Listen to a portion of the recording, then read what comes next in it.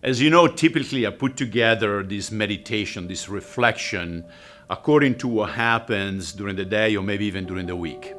Well, this week I wanted to tell you a story instead.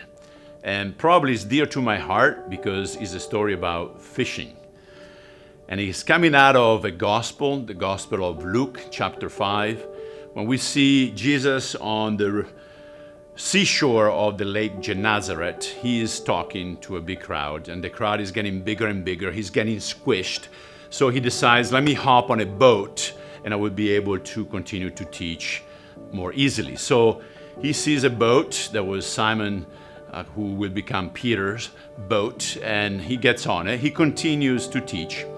And when he's done, all of a sudden he says, Simon, just take a boat out. Let's go fishing. And Simon's response was kind of interesting. He says, teacher, actually in the Greek is epistates, which means teacher. He says, teacher, we've been fishing all night, you haven't caught anything. But because you say that, I will go out and cast a net. And I think that Peter actually said that sarcastically. He didn't do it out of obedience, but he did it almost to prove the teacher wrong. After all, what does a carpenter or a teacher know about fishing? It kind of reminds me of my summers. I grew up actually by the sea. My father and mother were born on a city called La Spezia. It's a city on the sea. And every summer I would be there spending hours and hours in the water. So I learned to fish early on. And then as I got older, I noticed, there were tourists coming in from a city called Parma, where they make Parmigiano Reggiano or the Parma prosciutto. Those guys are kind of hillbillies. I mean, they are inland, they don't know anything about fishing. So when they come there, all of a sudden they go out, they get the sun, they turn like lobster, red in no time. And whenever they rented a boat, I mean, the scene that I've seen were just awful. I mean, these people were just pathetic because they're not sea people. So if one of them came to me and said, "No, hey, let's go fishing. I'm going to tell you how to fish," I would be laughing. I would be just like Peter. And here's what happens, though. They go out. You know the story. They catch a huge number of fish.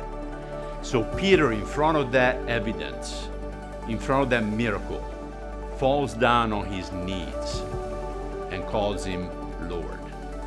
The term changed from epistates, from teacher, to kurios, the supreme authority, the master of everything. So we see how Peter is transitioning from demeaning the teacher to falling in front of him and saying, "Get away from me. I'm a sinner.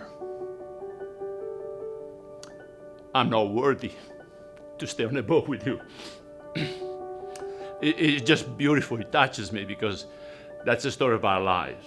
And some of you perhaps have taken that step of recognizing him as kurios.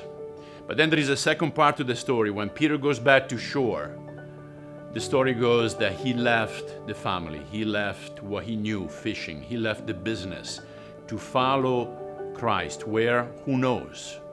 But he was willing to let go of what was known to him to follow him into the unknown. So my question to you and for me is, what do we need to leave behind to truly follow him? Until next time, ciao.